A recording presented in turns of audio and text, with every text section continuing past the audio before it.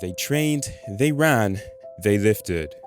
They pushed themselves for 24 hours and raised over £16,000, all because of a 2-year-old girl named Maisie Wood. Yeah, I'm Ben. I'm Maisie's dad. We had Maisie in 2015. When she was just over 2 years old, she was diagnosed with leukemia, and she was an amazing little girl. She battled her leukemia. She was doing well. She shone very bright for a very short period of time. She was in remission. We thought we'd beaten it, and unfortunately, she had a tumour develop that was inoperable, and so that was Maisie's story. At Fortified Gym, participants took on new challenges every 2 hours for 24 hours straight, all to raise at least £5,000 for Helen and Douglas House, a children's hospice caring for families like Maisie's. That's the hospice that looked after us for the last weeks of Maisie's life. We were in the hospice, and it's just an incredible place. They looked after her, they looked after us, and said 7 years on, they're still looking after us. How are you feeling? Hard work. Hard work. Legs are already burning. It wasn't easy, but the contestants were determined to push through every challenge, just like Maisie bravely faced her own.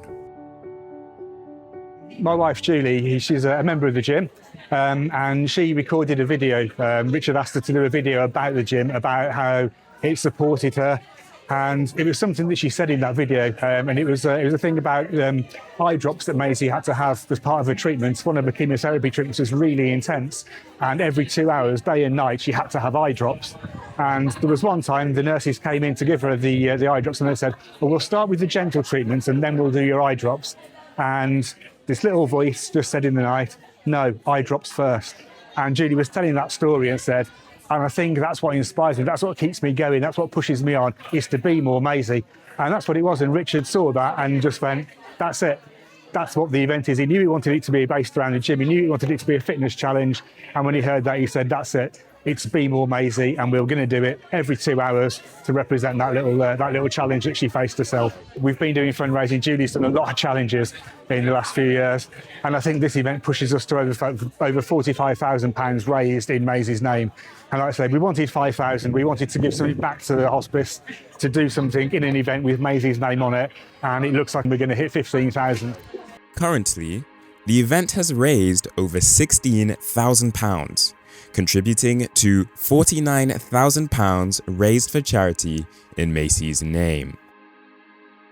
We're hoping that it can make a real difference to an amazing place, and we can just play a little part in that, and that the community here knows Maisie's story. She knows that, we want her name to be remembered. We want people to know what a special girl that she was, how brave she was, and that we can all just take a little bit of that, and we can all be a little bit more Maisie. That's what we'd like the legacy of this to be. We give her a lot of messages. We talk to her constantly. She's a part of our life, whether she's with us or not. I would tell her what I tell her every day, which is, I love her. I will never stop loving her, and she absolutely inspires us. And I hope if she can see this, I hope if she knows what's going on, that she can sort of know how special she was and how inspiring she's been. So I just say thank you. It's about being brave. Have your eye drops first. It's about not being bored with nothing to do, because the world is your playground when you're all something too.